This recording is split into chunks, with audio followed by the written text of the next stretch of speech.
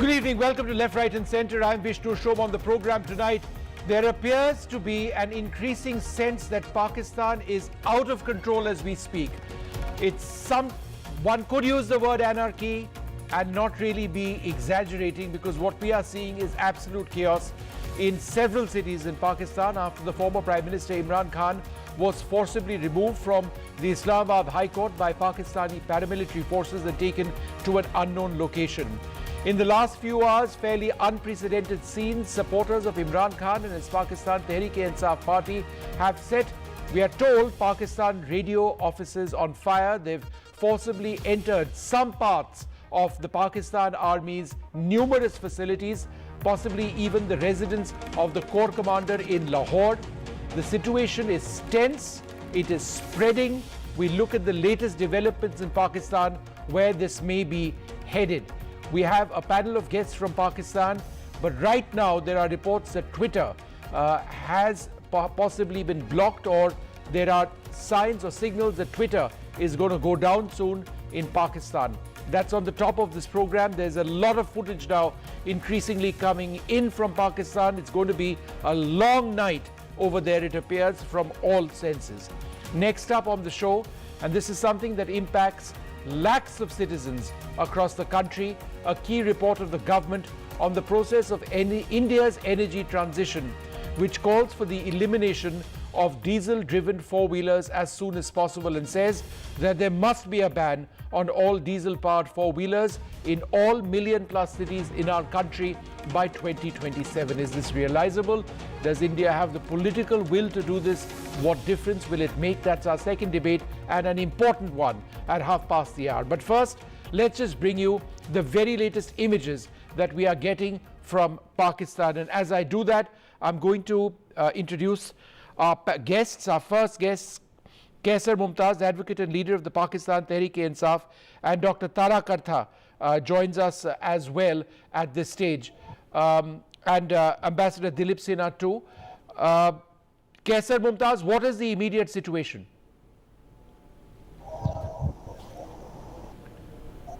Imran Khan, PTI leader, came to join proceedings in Islamabad High Court, where Ranger arrested him. There are a lot of violence created by the Rangers. It was all due to the PDM government, the Prime Minister Rana Sanaullah, and कैसर साहब ये बताइए, जो हिंसा है इस वक्त पाकिस्तान में कई शहरों में फैल चुका है, आप हमें बता सकते हैं कितने शहर में ये आप लोगों के समर्थक बाहर आए हैं और प्रोटेस्ट कर रहे हैं? इस वक्त क्या स्थिति है पाकिस्तान में? Almost in all Punjab and some in Balochistan cities and some in Sindh province and all over the KPK, and the people came out from their houses and they shown their sympathy with leader Imran Khan. All right, so we'll just come back to you in a moment. I'm also joined by Dr. Syed Elahi, the former MP and Health Minister of Pakistan, a senior leader at PML of the PMLN. Dr. Elahi, can you hear me, sir? Yes, sir, I can hear you very well. Dr. Elahi, without getting into the politics of the moment, could you tell us a little bit of the condition in your major cities? We are seeing, for example, the Corps Commander's home in Lahore being raided by protesters. We are seeing protesters out on the streets of Islamabad, of Lahore, stone pelting officers of the Pakistani army. People, protesters with lathis, with dandas going into them. What are you hearing right now? Yeah, that's right. Because in fact now, recently, Mr. Imran Khan has distributed and announced tickets of Provincial Assembly of Punjab for Punjab. And there were roughly 275 candidates from all over the Punjab. So all those people who have been awarded tickets were basically directed to show of force. So that's why now you can see different processions in different cities of Pakistan. In Punjab especially, the candidates have brought their supporters onto the roads and they are protesting against the arrest of Mr. Imran Khan. And same is happening in different other provinces where his party workers and leaders are showing their resentment against the decision of his arrest. So that's true. Another thing is that because the workers and the leaders of PTI have been in protesting mode for many years, and especially from last 1 year, since Mr. Imran Khan came out of government, he was on anti-government campaign and his election campaign. So his party workers and office bearers, they were quite charged and organized to protest on different occasions at any time. So right now, this is what they're doing. We are also told, and this is news coming in just now as we speak, that apparently Twitter has been blocked in Pakistan. Is this what you're also hearing, sir? Yeah, I think there are different apps have been closed. So right now, even right now when I was trying to contact you, there was some problem in the signals. So that's why we are having an audio talk with you. Internet and few other facilities have been suspended in few cities. Already internet. And sir, which city are you speaking to us from? Sorry? Which city are you speaking to us from? Which city are you? I'm right now in Islamabad. I see. The capital of Pakistan. Dr. Elahi, is there a sense that Pakistan might be headed to martial law? I think right now, we can't say that right now, but if the conditions get worse, then there is always an option of martial law. And in Pakistan, you know, when things get worse, the only solution is martial law. Because in last 75 years, we had 3 martial laws. And I think once it happened in 77, then 99, when all the political talk and political parlays failed, and the political parties, they did not cooperate with each other, ultimately they ended up in martial law. Okay. Dr. Elahi, just be with us. I'm joined now by Dr. Tara Karta. Dr. Tara Karta, how do you read the situation in Pakistan right now? It is progressively getting out of control. Oh, it is definitely getting out of control. But the thing is, it seems to me that Imran Khan has been, this is very well planned. I mean, it's a kind of, he's been forcing this issue for the last few months. So the last thing that what we saw when he made that speech just as he was leaving for the Islamabad High Court was saying, arrest me now. You know, that was the kind of thrust where he was talking about the Major General from the ISI, they're going to kill me, they're going to murder me. So I am wondering if he is not, you know, because you can't go on protesting forever. You have to somehow bring things to a head. And that's what's happened. This is not, it's very well planned. It seems to me that way. But what the gentleman from Pakistan said is absolutely right. PTI workers are fantastic at protesting. Number 2, these are middle class. They're not all, there are a lot of, you saw women right in front in terms of the GHQ attack. There were women there. This is huge. This is massive. Let's see what a martial law seems to be indicated. Ambassador Sinha, your thoughts? No, this situation is quite unprecedented in Pakistan. A former Prime Minister getting arrested is nothing new. Imran Khan is the 7th Prime Minister to be arrested. But what is unprecedented is the people turning out in very large numbers all across the country, in all the 4 provinces. Never before have people come out in support of an ousted Prime Minister in such large numbers. So this is unprecedented, and it can't be entirely due to Imran Khan's popularity. I think it has also got a lot to do with the economic troubles of the country. People are extremely agitated over the economic problems. There is food shortage, the currency has fallen, debt repayment is a major issue. And in this situation, the people are angry with the current government, which is there now for almost a year. So this is a difficult time for the government. Martial law is obviously an option that is there. The fact is that there is also talk that there is division within the army. Quite certainly the outgoing DG ISI, whom Imran Khan wanted to retain and was very unhappy at being removed. And then there have been allegations by Imran Khan against some army people. He calls up some dirty Harry who was trying to kill him. So there are allegations against the army as well. So the army also is under attack from the people. And Imran Khan's supporters have always been, well, there have been some middle class, but a lot of them have been riffraffs. Remember, his origin in Pakistan came from the support of the fundamentalist and terrorist elements. He was called Taliban Khan at one time. Later on in 2019, the army picked him up and promoted him, and then he became a selected Prime Minister of Pakistan. Then he fell out with the army. So what we have today is that Imran Khan's supporters, who are mixed with all the people who are disenchanted with the government and its economic policies, and his own supporters are all ganging up against both the government and the army. This is really an unprecedented situation, and we don't know how it will unfold in the country. We've got Dr. Elahi on a live link at this stage. Dr. Elahi, this is possibly the worst possible thing that could happen for democracy in your country. Isn't that your primary concern right now? I think, as I told you before, that it's the history of our country, that once the politicians, they go to the extents where they don't sit together, ultimately it ends up in martial law. So, but I think now, right now, as I told you before, Mr. Imran Khan has refused to sit with the present government or to have parleys with any other political parties or political leader in the country. So I think he was in his own way of defection. And I think now, as somebody was saying before me, that his followers and protesters, they were from last 1 year being trained or being practiced for this day of today.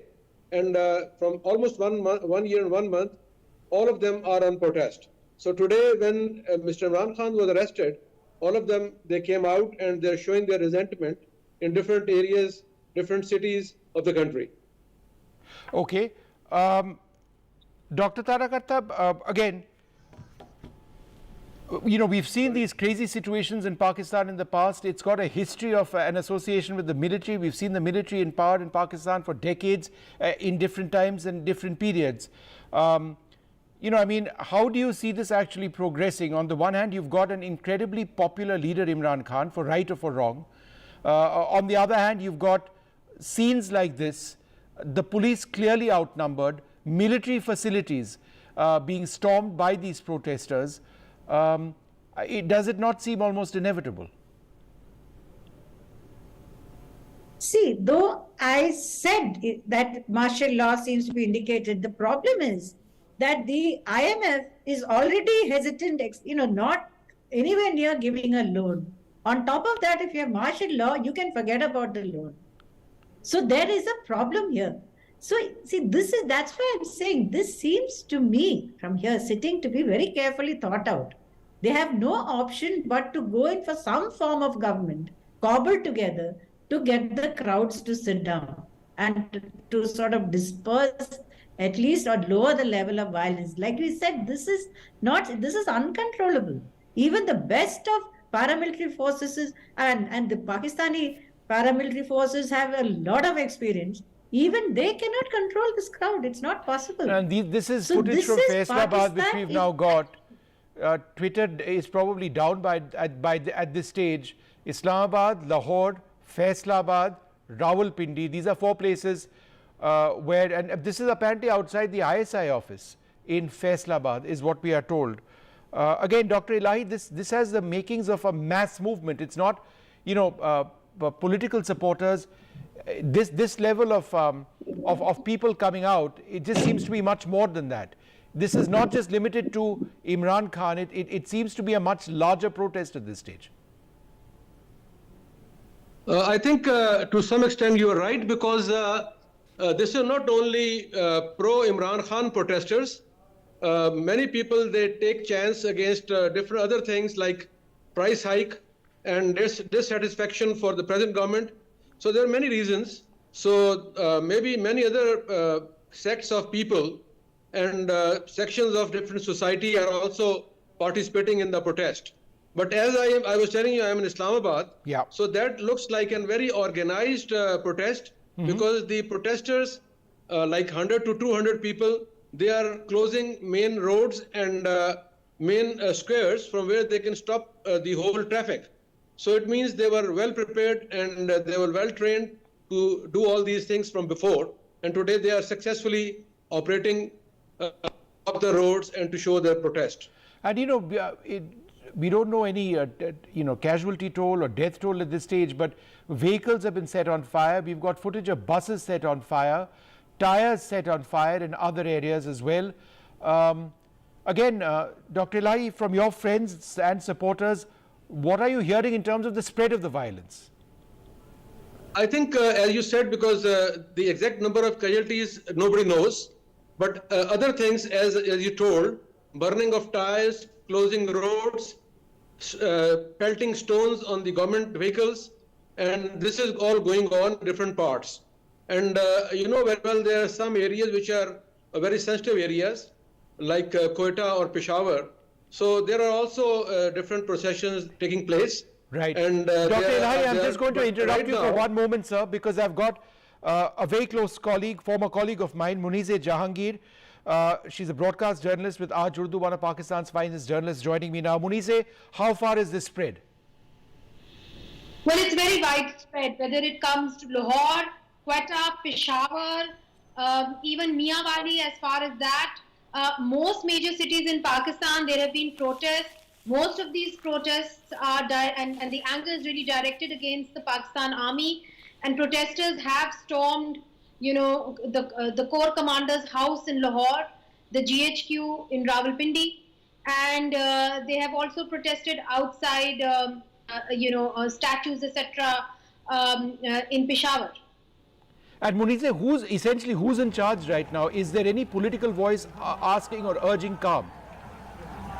Yes, there is. The law minister has just come on television and urged the people to calm down, and they've said that they should not be entering, private homes and setting things on fire. We just saw the protesters even, set on fire one of the interchanges on the motorway which connects Swat to Islamabad. Then we also saw the interior minister saying that they should not take the law into their own hands. There have been arrests, but by and large, police has stood by, even the army has stood by. And when we ask the question of the police, why is it that they are not coming forward? They are not keen to be seen to be, putting down protests in a violent manner. They don't want to be seen challenging the mob. And therefore, we have seen arrests, but not widespread arrests. There have been 5 arrests, for example, in Islamabad, and that too was early morning.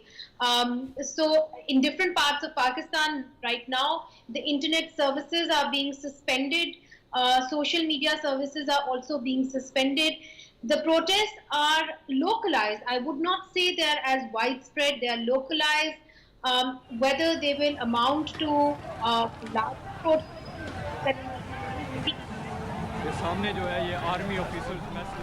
Are gathered in the High Court here, and they are waiting for a pre-arrest bail. They are waiting for decision by the court. Islamabad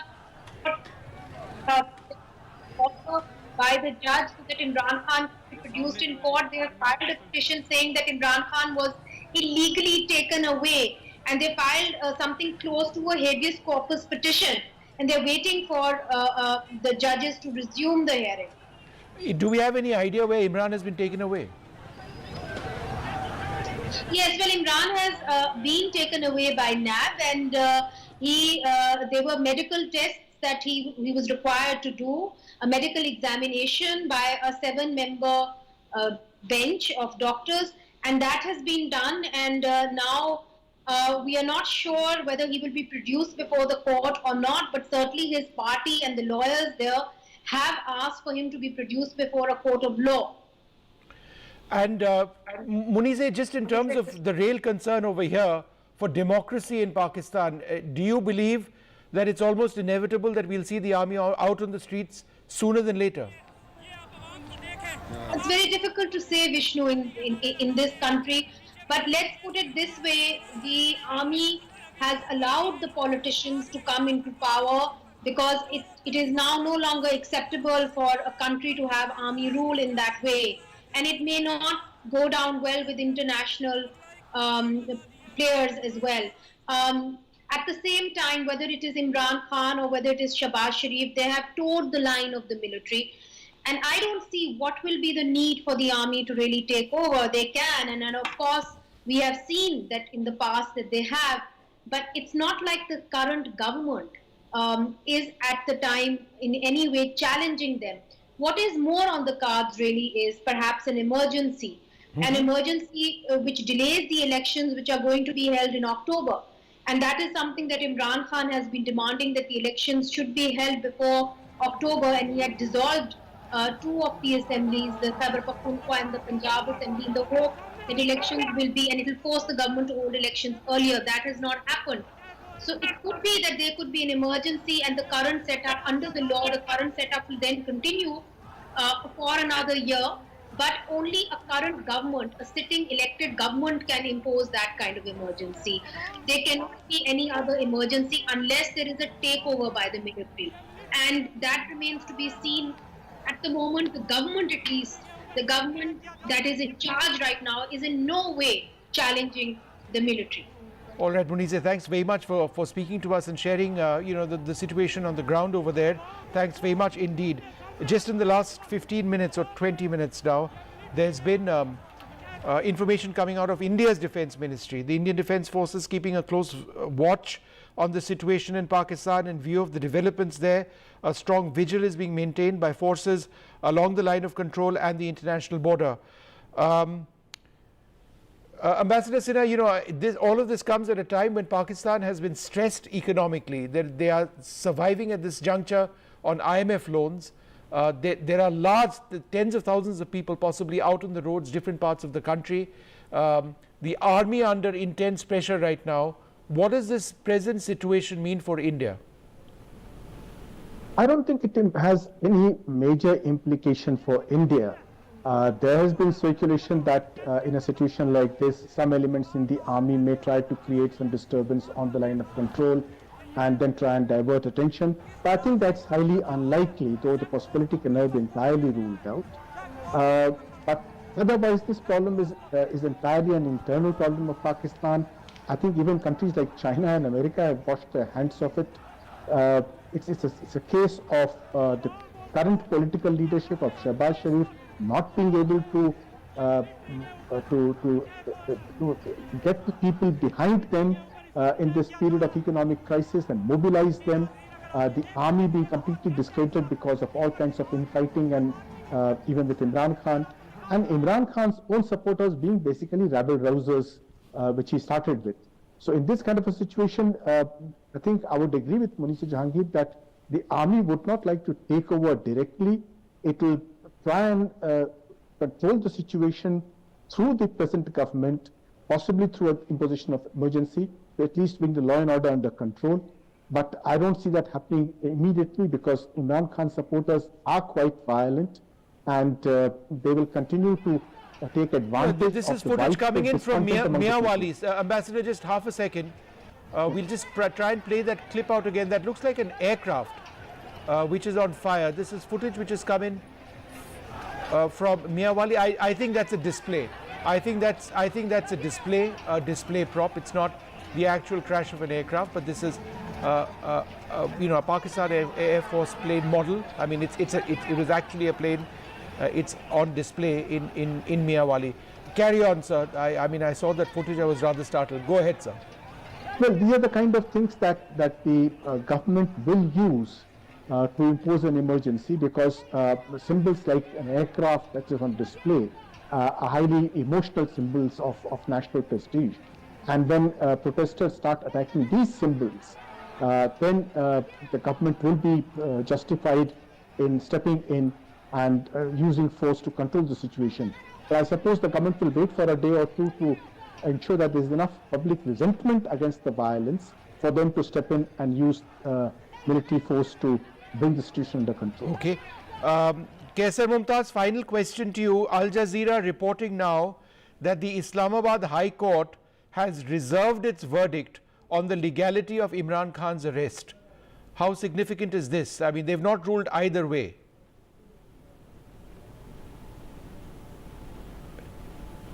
The Chief Justice of the Islamabad High Court reserved his decision, and but still now the decision is not public.